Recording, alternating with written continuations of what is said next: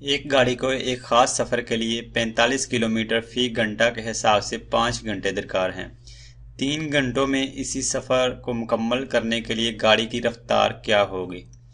जैसा कि बताया गया है कि एक खास सफर के लिए 45 किलोमीटर फी घंटा के हिसाब से गाड़ी को वो जो सफर है हमें मुकम्मल करने के लिए 5 घंटे उसको लगते हैं। तो यहाँ पर वक्त उसको क्या लगा, वक्त कितना था सफर मुकम्मल करने के लिए 5 घंटे। 5 घंटे था और उसकी स्पीड 5 घंटे में जब वो जो सफ़र था मुकम्मल किया उस ट्रेन ने, तो उसकी स्पीड क्या थी 45 किलोमीटर फी घंटा के हिसाब से। तो यहाँ पर लिख लेंगे उसकी स्पीड, यानी कि जो गाड़ी की रफ्तार थी, यहाँ पर रफ्तार लिख लेंगे। रफ्तार रफ्तार थी गाड़ी की 45 किलोमीटर फी घंटा के हिसाब से। उसके बाद कहा गया है कि 3 घंटों में इसी सफ़र को मुकम्मल करने के लिए गाड़ी की रफ्तार क्या होगी। पहले 5 घंटे में सफ़र मुकम्मल किया, अब उसको 3 घंटे में मुकम्मल करना है, तो यहाँ पर 3 लिख देंगे। वक्त अब 3 घंटे है और उसके बाद पूछा गया है कि गाड़ी की रफ्तार क्या होगी।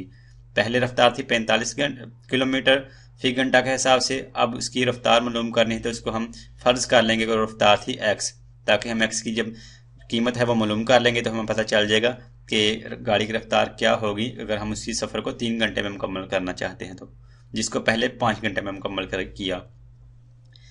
पहले जो सफ़र मुकम्मल किया 5 घंटे में 45 किलोमीटर फी घंटा के हिसाब से, तो अब उसको 3 घंटे में मुकम्मल करना है, यानी कि स्पीड तेज़ करना होगी ताकि उसको जल्दी इसको जो सफ़र मुकम्मल हो सके।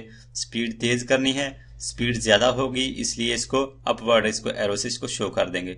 रफ्तार वाली जो क्वांटिटी आ रही है तो इसको अपवर्ड एरो से शो कर दिया। पहले वक्त था 5 घंटे, अब क्या होगा 3 घंटे हो गया टाइम, यानी कि काम जो टाइम है वो कम हो गया, इसलिए इसको डाउनवर्ड एरो से शो कर दिया।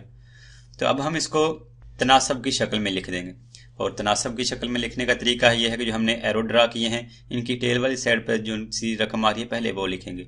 वक्त में ये जो टेल वाली साइड पर जो रकम आ रही है वो 5 है, यहाँ पर लिखेंगे 5 निस्बत, और फिर उसके बाद हेड वाली साइड जो कि 3 है, 3 इज प्रोपोर्शनल टू, यानी कि तनासब का जो अलामत है वो लगाएंगे। उसके बाद रफ्तार वाली क्वांटिटी और इसमें टेल वाली साइड पे एक्स रेशो, और उसके बाद हेड वाली साइड पे 45। अब हम तनासब का कानून इस्तेमाल कर लेंगे, और तनासब का कानून क्या है कि वस्तीन का हासिल ज़रब वस्तीन का हासिल ज़रब बराबर है तरफीन का हासिल ज़रब। तरफीन का हासिल ज़रब, अगर हम पहली रकम और चौथी रकम को ज़रब करें तो ये आ जाएगा तरफीन का हासिल ज़रब, यानी कि इसको हम कह लेंगे तरफीन का हासिल ज़रब आ जाएगा। और अगर हम दूसरी रकम और तीसरी रकम को ज़रब करेंगे तो ये आ जाएगा वस्तीन का हासिल ज़रब, तो इसको लिख देते हैं यहाँ पर वस्तीन। तो जैसा कि लिखा हुआ वस्तीन का हासिल ज़रब बराबर है तरफीन का हासिल ज़रब, तो वस्तीन का हासिल ज़रब क्या है, यानी कि जो वस्त में जो 2 रकमें आ रही हैं 3 को ज़रब कर देंगे x से, 3 को ज़रब कर दिया x से बराबर, और तरफीन का हासिल ज़रब यानी कि 5 को ज़रब कर देंगे 45 से, 5 ज़रब 45। अब यहाँ पर लिखा जाएगा 5 ज़रब 45, और ये जो इधर 3 है तो 3 इधर आके बराबर की दूसरी साइड पर आके जो इधर ज़रब हो रहा है x के साथ इधर आके तकसीम हो जाएगा।